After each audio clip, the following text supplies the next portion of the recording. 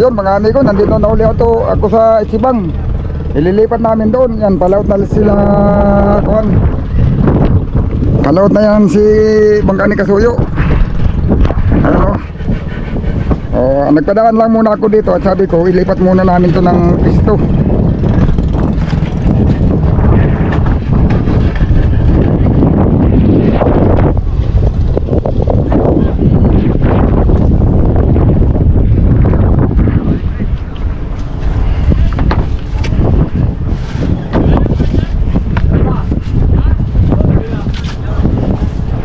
Yan, kakakalasin lang muna natin itong mga tali.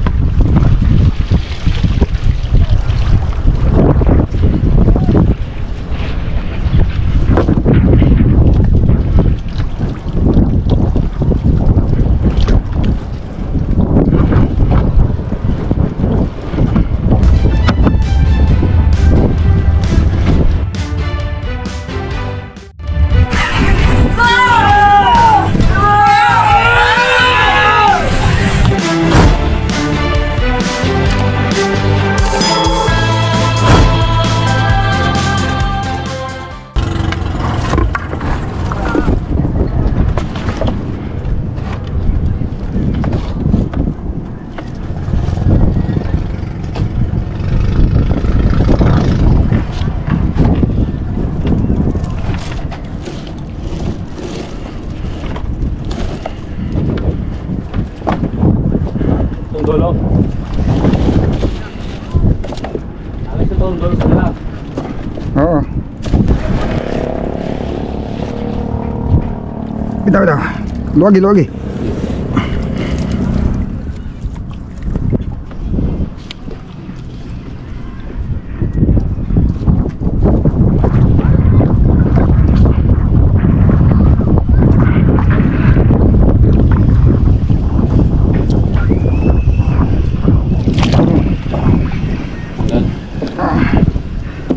Hila.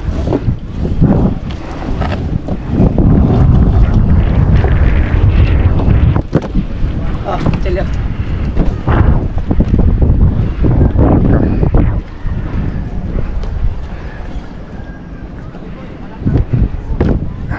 Dapat inilibra natin pala muna. Ako yun, dalang hirap na ilibra. Mabigat na.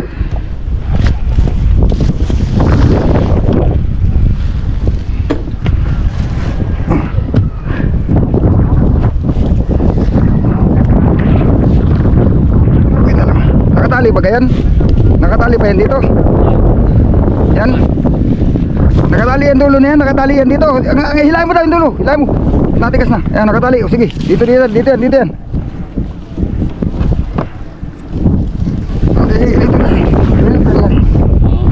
Ayan. Para mga... Sige, bira. Para matali natin ng maayos yung bungkog itatali natin dyan eh.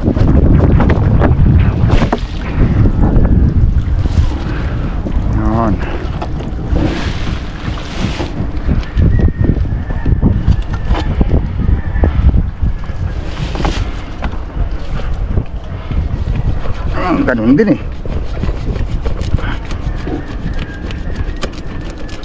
Ganun din. Parehas lang din eh.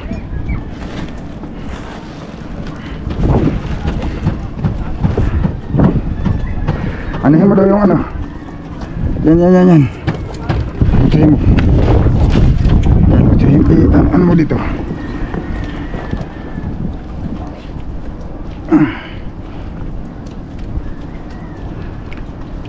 Dito na. Sige.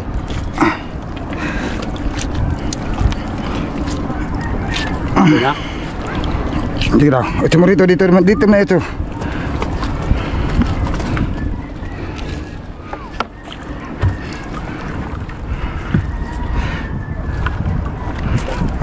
Hindi 8. Yun lang. Ano kaya langoyin mo pagtanggal ng tali? Saan? Ito? Oo. Kaya hindi man natin mabatak.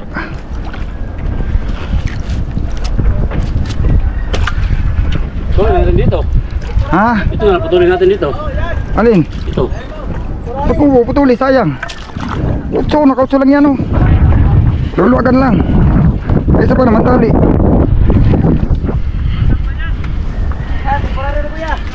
Oh, yan. Tanggalin lang dito para matanggal mo na yung pagkautso niyan oh. Dito kalas na. Isa pa naman tali, hindi pa ito maanod. Luluwagan ko muna. Oh, sige. Sige, alon, kalasin mo.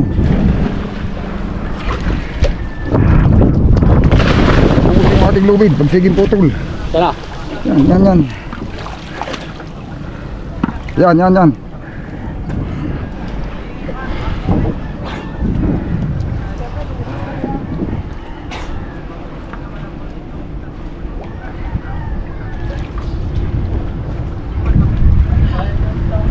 Alright. Gas. Kutsilyo pa lang, pinahirapan na.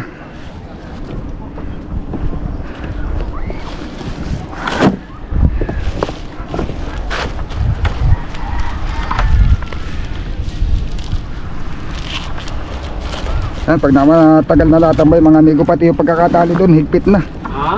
Pati yung pagkakatali doon higpit na. Ano, bibitawan na namin.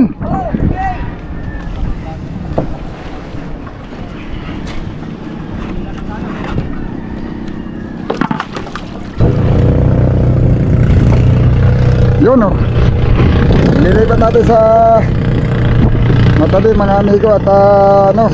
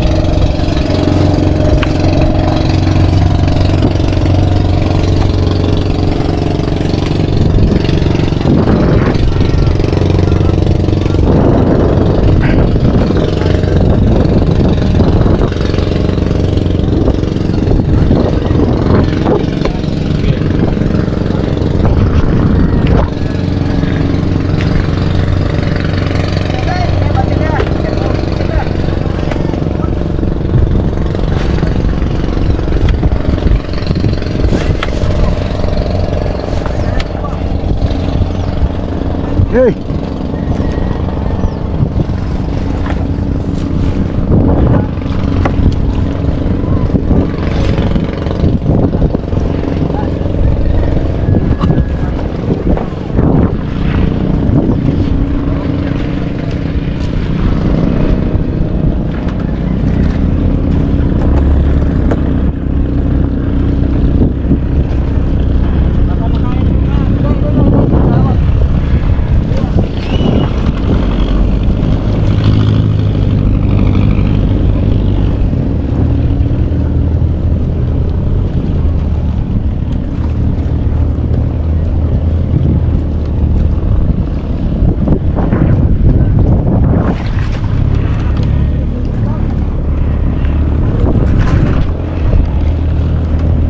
Yan mga amigo, pag hindi kalapit ng bangka, akalain nyo na malaking tingnan ano, yung kay Kasuyo.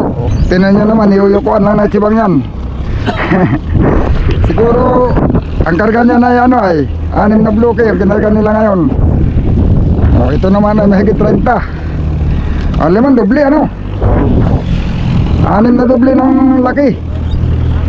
Yung 6 na laki ng bangka ni Kasuyo, 6 na ganun ang bago magkasit laki nito. Sabi ko siguro pag magpupunta ako, hindi bali ng maliit, dadamihan ko na lang. At least pagka halimbawa may 2, 3 bangka ka, maliliit. Pag ang isang bangka mo ay nalugi, mayroong isa na pwedeng ipambawi sa lugi.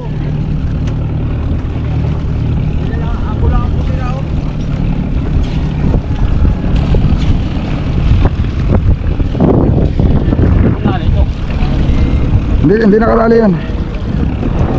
Yan ang tatali sa buya eh.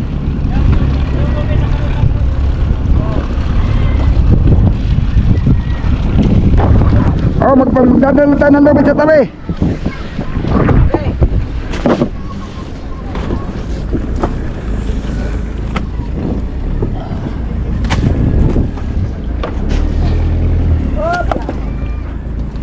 Yan. Kanan dulu. Yung isa. Ito ang mahaba ay. Mamaya kayo namali ako ng pinahilang tali. Ito kay palit sa buya. Ayan ay palit sa kuya. Oo. Ayan. Oo. Ito yung daplin. Ayan lapitan, nilapit. Ito ang sa tabi kay maiksi yun masyado. Okay. Ako na magbira. Hindi tayo pa, kahit parang dalawa tayo.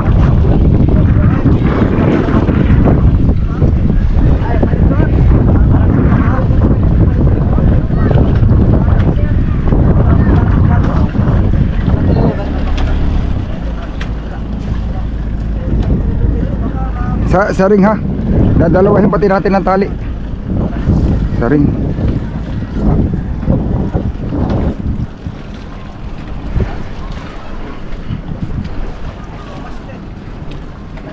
Ito na muna mga amigo ang ating asikasuhin bago tayo sumama sa malaot, sa laot.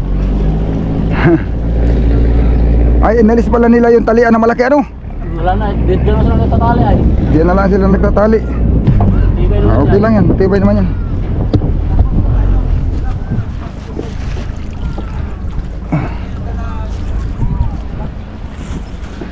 Ito ka na din, pagkapalit yan. Ayan po ma. Ang galing mo na to. Oh, ang galing na yan. Tapos ang ipares natin dito, alin ba yung sa pang maiksi? Ito lang din, kabilaan.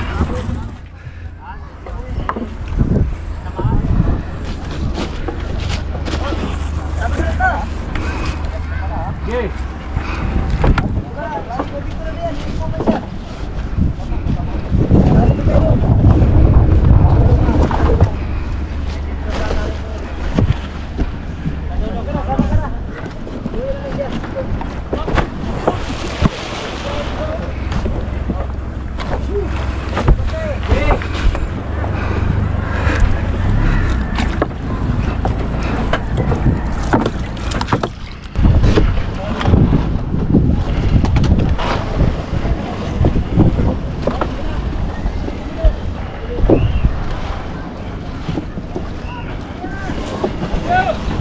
Hey!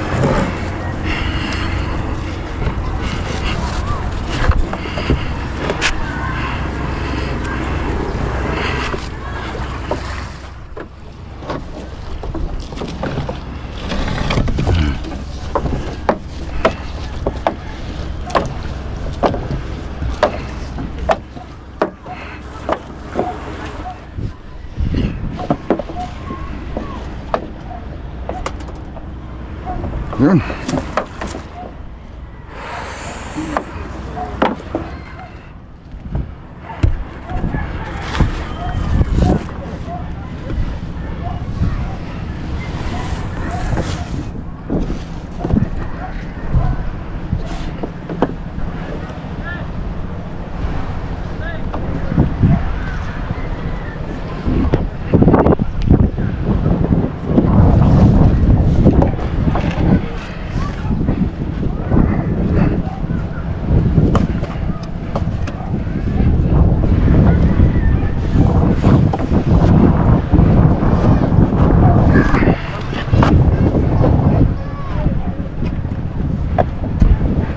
Ayun, diretso na yan mga amigo, palaot na yan mga yan.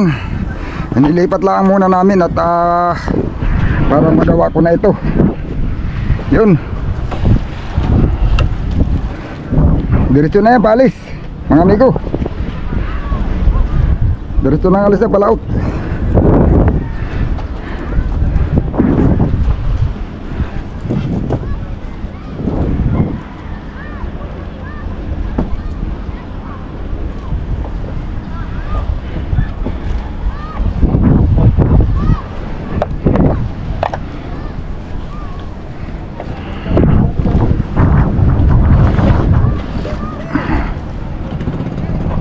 Oh, sige. Oh, batay.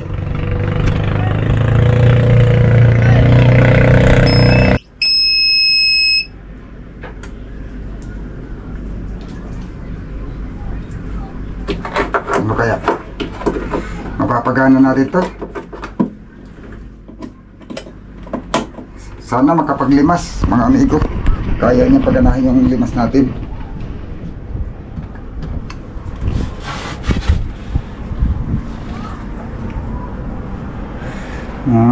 Ito. Yun, mga amigo. Yan. Ang pagkana niya, palimas niya. Siguro hindi man ngayon mga amigo, baka bukas dito kami pagka si Rapi ay may bakanding oras, papasama tayo kay Rapi para doon sa mga nagre-request na magla-live tayo, hindi tayo mag-live. Ayun, gawa ng sila Kasuyo, si Amigo Bido. Yan, hindi natin makakatulong na gawa ng wala dito. Uy, ibinalik pala doon ni ibinalik niya doon sa malaking panel, mga amigo, nilipat ko. Kaya pala medyo lobat. Ayan, gawa ng ito mga amigo. O yan, tapos mali pa yung kabit.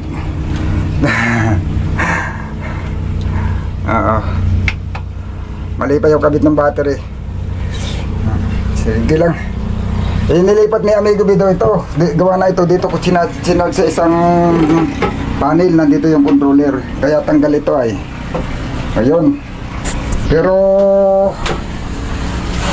aalamin ko lang kung gagana yung panel. Kasi nung nakaraan hindi gumana. Kaya yan, lobat na.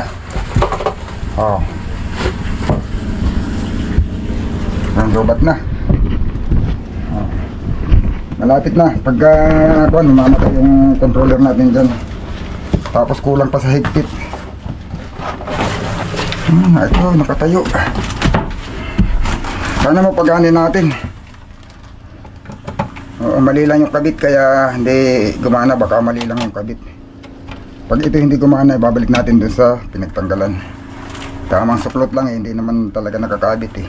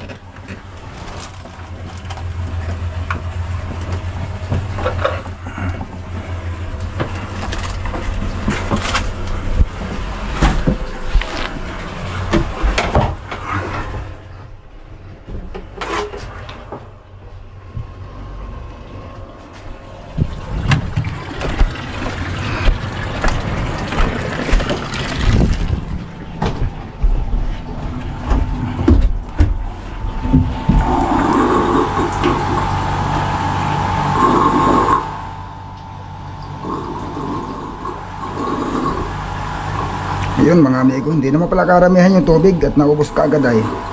Oh, pero tingnan nyo yung makina natin, no? Yan. Kaya ito ay kakalasin ko. Hindi sapat na lilinisin natin yung labas. Aandar na ito pag nilinis ko mga amigo, pero hindi sapat na lilinisin ko lang yung labas. Gawa ng na-stock, may posibilidad na sa loob may diferensya. May ano ba, kagaya nung yung pressure plate. Kinalawang yung labas, hindi na gagamit. Ibig sabihin, baka yung malamang na yung loob niyan may kalawang din. Kaya kailangan natin siyang kalasin. Yun, oh, wala ng tubig. Bali, halos 10 araw ito bago namin nililimasan. Pero ganun ito, wala itong katilas-tilas. Pero amahin na tilas nito mga amigo, 10 araw bago akyatin para maglimas. Yan o, inverter.